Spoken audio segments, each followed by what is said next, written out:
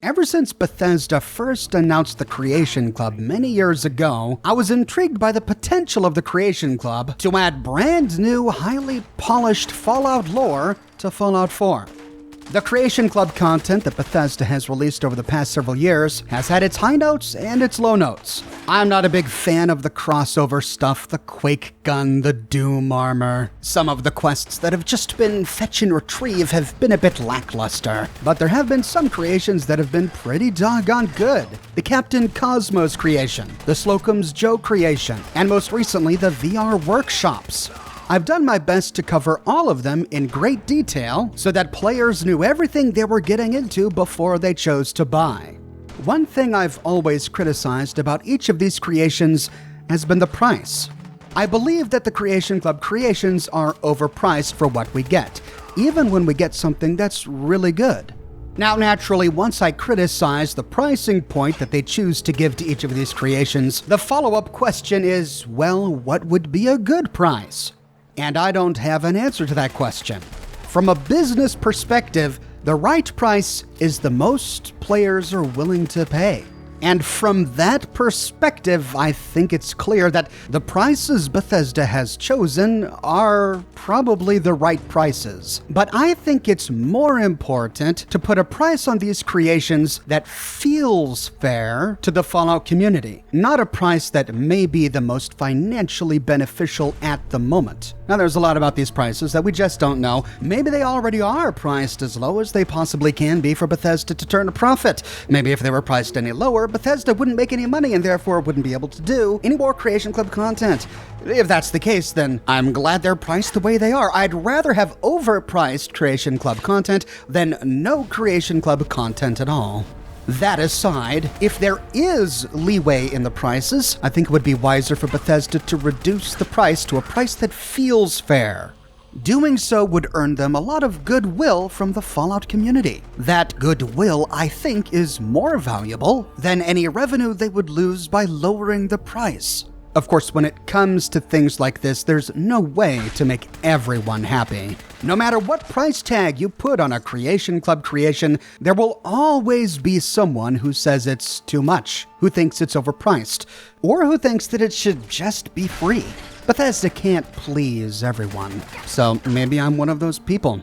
Maybe Creation Club content is already at the right price and there's just no pleasing me. Well, maybe, but I think I can demonstrate that Bethesda has already set a precedent that causes their player base to expect this content at a lower price.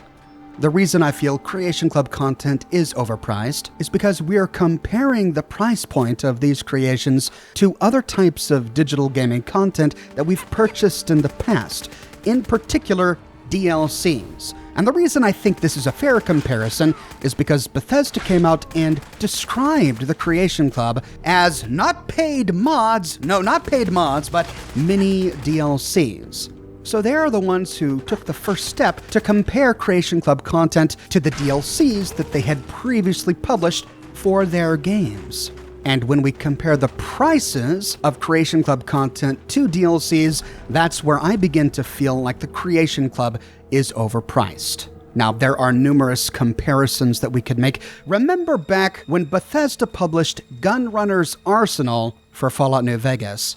Currently, the Gunrunner's Arsenal DLC for Fallout New Vegas is selling for about $2 on consoles and about 80 cents on Steam for the PC. At the time of release, however, Gunrunner's Arsenal was selling for $4. So let's use $4 as our reference point. Gunrunner's Arsenal added 38 new weapons to the game. Most of the weapons are upgraded or reskinned versions of weapons that already existed in the game. The 5.56 pistol reused the model of that gun, for example. Two-step goodbye is a power fist, and as a consequence, looks like all the other power fists. The medicine stick is a brush gun, and looks like all of the other brush guns. Many of these that are new with Gunrunner's Arsenal, however, come with unique flourishes. The medicine stick, for example, is a brush gun, but comes with a medicine wheel hanging from the stock. The Bozar is essentially a light machine gun, but it's got a completely different model. And the Smitty Special, which is essentially a plasma caster, but again has been remodeled to look completely unique. It also included some completely new weapons that we hadn't seen before at all. Nuka Breaker, for example. A giant Nuka-Cola sign on a stick that could be used as a melee weapon. The 25mm grenade rifle. The Tin Grenade, a new handheld explosive that comes with the Mad Bomber perk, a new perk you can get only from the Gunrunner's Arsenal DLC. And the Katana, completely unique to this DLC.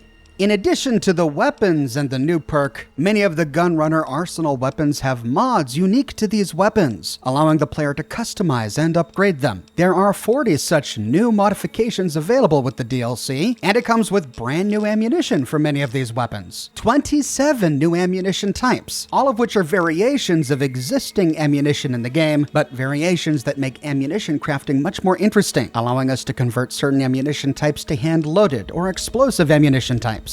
Gunrunner's Arsenal comes with 21 new challenges and 6 new achievements. All of this new content was seamlessly integrated into the base game, and all for $4. The Creation Club has a $4 item for sale as well. It's the prototype Gauss rifle. It's just one weapon. The prototype Gauss rifle is a really cool weapon, and it comes with a brand new model that didn't exist in Fallout 4. But it uses the same ammunition type as the existing Gauss rifle, and getting the weapon isn't very interesting. We kill one gunner at Gunner's Plaza who drops it. This one weapon on the Creation Club is selling for 400 credits, and it's essentially the same price as the entire Gunrunner's Arsenal DLC for Fallout New Vegas was upon launch. The same seeming disparity between price and value is there for the lore creations, the creations that come with stories, the creations I'm most interested in. The Captain Cosmos creation is one of the better ones that's come out. It gives us a new quest, a brand new interior cell location, notes, holotapes, lore, a good story, new posters we can use to decorate our settlements, one new armor piece, one new weapon, a new suit of Captain Cosmos power armor, and a new terminal shop that we can use to buy some of the new junk items that come with this creation. It's fun, it's really well made, and it's going for about $7. But many of the story-driven DLCs for Fallout 3 weren't that much more expensive. Mothership Zeta, Point Lookout, The Pit are selling for about $5 now, or $2 on Steam, but sold for around $10 upon release. Each of these DLCs is only $3 more expensive than the Captain Cosmos creation, and yet we get much more content. I covered every aspect of the Captain Cosmos creation in one dedicated video that ran about 1 hour and 8 minutes long. I made 12 different videos to cover the Point Lookout DLC for Fallout 3, which when combined equaled over 7 hours of narrated lore content. Point Lookout came with dozens of new NPCs, 9 new pieces of armor and clothing, 11 new weapons, 3 new perks, 10 new quests, and 1 new achievement. All for $10, $3 more than the Captain Cosmos creation for Fallout 4. The disparity is there even when we compare workshop-centered creations with workshop-centered DLCs for Fallout 4. The Slocum's Joe Coffee and Donuts Workshop Pack creation is another wonderful creation that was excellently done. It came with a fun quest, 3 new clothing items, 2 new power armor paint schemes, a couple new miscellaneous and junk items, a brand new donut shop construction kit for the workshop, which has 26 new settlement object pieces, and 40 new aid items that we can craft, ranging from coffee and tea beverages to an assortment of donuts. It's wonderful, and it's going for about $6.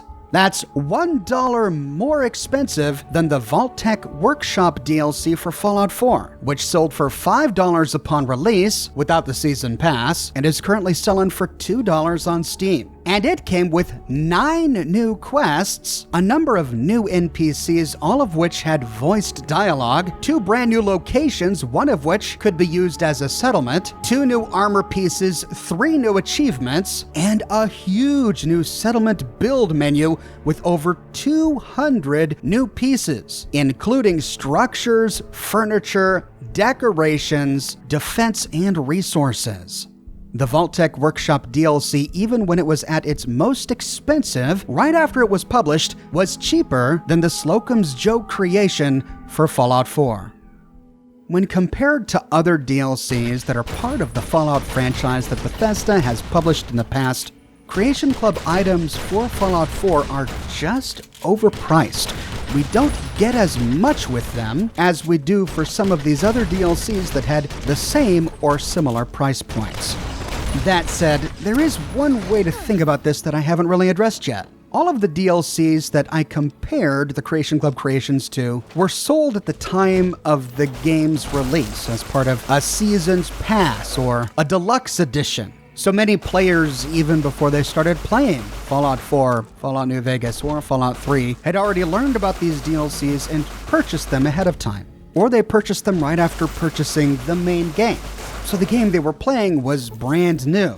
The entire Fallout fan base across the world was excited about this latest addition to the Fallout franchise, 3, New Vegas, or 4. And as part of that, perhaps there were millions upon millions of more players who would have been exposed to these DLCs and perhaps purchased these DLCs while the main game was still being marketed, while the game itself was still new to them.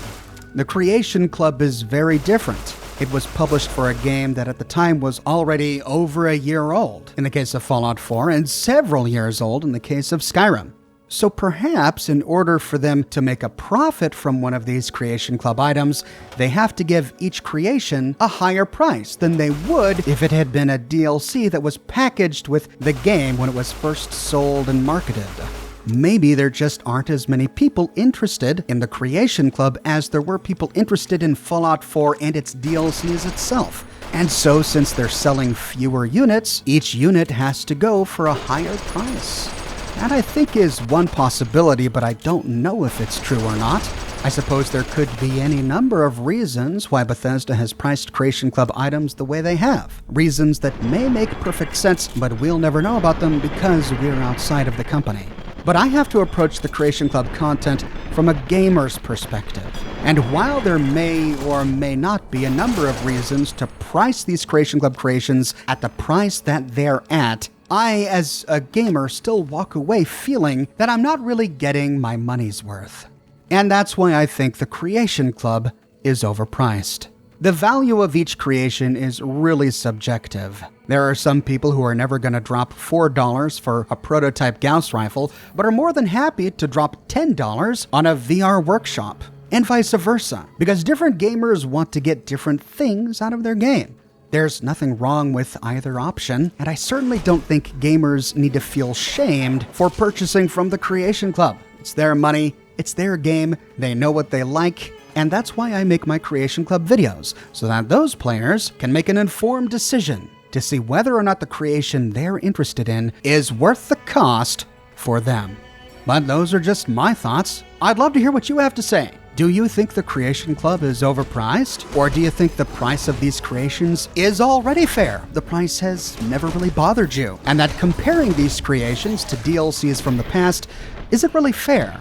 Let me know your thoughts in the comments section below. I publish many Fallout videos each and every week on this channel, and I'll be sure to cover more Creation Club content for Fallout 4 as Bethesda publishes it. So if you don't want to miss my next episode, be sure to subscribe and to click that bell notification button. If you have and you feel like you're still missing out on YouTube notifications, consider following me on Twitter at Oxhorn. I update Twitter manually with every new piece of content that I publish. I've got a shirt in the shop, Enclave. Declare your support for the Enclave and everything they stand for with this brand new design that comes on shirts in a myriad of sizes and a wide array of colors. You can find it on other items as well, like smartphone cases, mugs, posters, pillows, stickers, etc. So if interested, you can find a link to my shop in the description below, or you can click here. If you like what I do and you want to support me in a more personal way, consider becoming a patron on Patreon or a member here on YouTube. But more than anything, I'm just so glad you're here watching this video with me today. Thank you so much for watching, and I'll see you soon with more brand new videos.